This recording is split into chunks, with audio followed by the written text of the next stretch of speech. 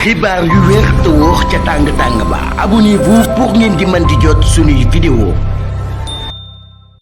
jërë ngeen jëf ci ànd gi ak ñun ci chaîne bii di Buzz 221 HD célèbre avocat bii di Me El Hadji Diouf daan nay dénoncé ab campagne de désinformation boo xam ni dafay viser jëmmam.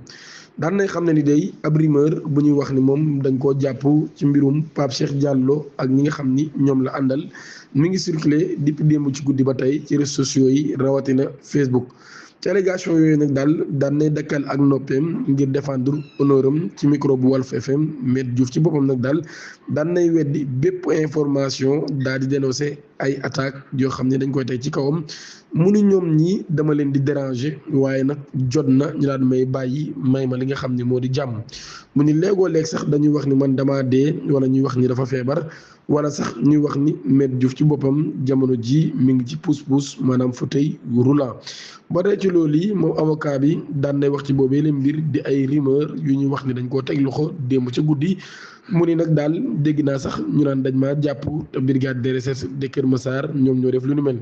mu ni ñoom day loolu lañ bëgg maanaam loolu la ñuy ñaan waaye El Hadji Diouf ci boppam nag daal mi ngi ci seen kanam te tey nag gën a déterminé